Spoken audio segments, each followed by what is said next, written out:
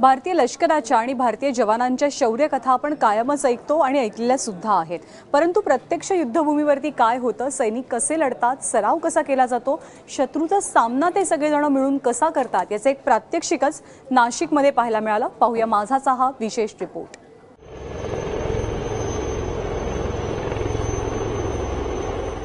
घिरट्या घालणारे helicopters,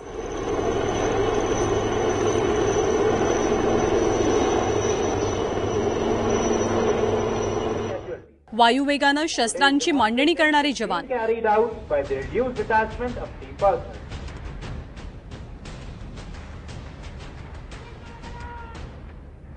Being brought into action, we will now witness the helicopter landing of a 120.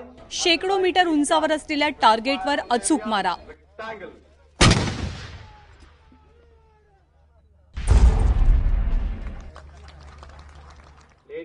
गरुडाप्रमाणे झेपवणारे पॅराग्लायडर्स, The third member to land is Havaldar Arun Patil. जवानांची ही सगळी लगबग पाहिल्यानंतर भारतानं कुणावरती हल्ला चढवलाय की काय असा प्रश्न तुम्हाला साहजिकच पडला असेल। Thus reducing the pressure for a high explosive bomb on area Harbara. At an intense rate, this mortar मात्र ही दृश्य युद्धभूमीवरची नसून नाशिकच्या देवळाली आर्टिलरी स्कूलच्या परिसरातली आहेत। दरवर्षीप्रमाणे यंदाही नाशिककरांना युद्ध सरावाचं प्रात्यक्षिक याची देही याची डोळा अनुभवायला मिळाला।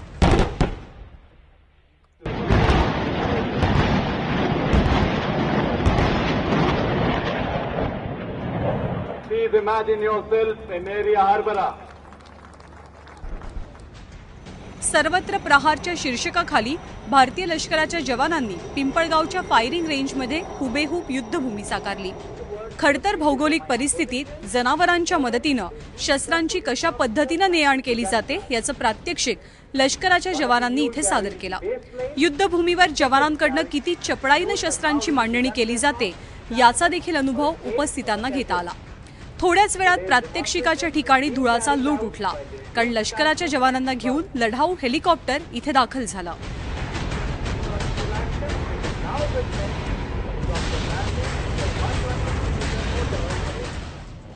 हजारो फूट उंचावरनं उतरणाऱ्या जवानांना पाहून उपस्थितांच्या काळजाचा अक्षरशः ठोका चुकला। जवानांच्या कसरती पाहून होत नाहीत, तोच घटनास्थळी मल्टी बॅरल रॉकेट लॉन्चर दाखल झाले। शत्रूंचे अड्डे उद्ध्वस्त करण्यासाठी हे रॉकेट लॉन्चर्स किती महत्त्वाची भूमिका बजावतात हे सर्वांना प्रत्यक्ष पाहता आलं।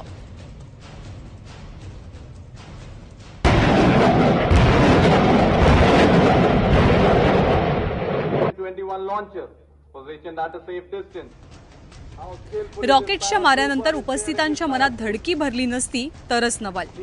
जवानांच्या विविध कवायती सुरू असताना सगळ्यांची नजर आकाशाकडे वळली, कारण गरुडांप्रमाणे पॅराग्लायडर्सनं घिरट्या घालायला सुरुवात केली होती। वायुवेगानं जमिनीवर उतरणाऱ्या पॅराग्लायडर्सनं उपस्थितांची दाद मिळवली। हे प्रात्यक्षिक पाहण्यासाठी लष्कराचे प्रमुख अधिकारी आणि पुणे एनडीएचे विद्यार्थी देखील उपस्थित होते।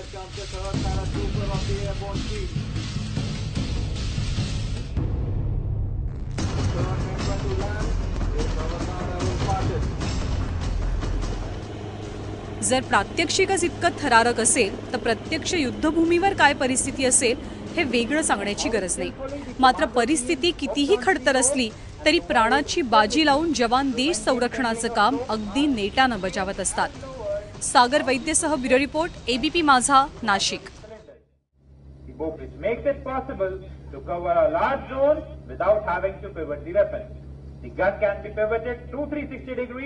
while engaging target outside limit of top traverse. Watch how easily 12 tons of weight is rotated through 360 degrees.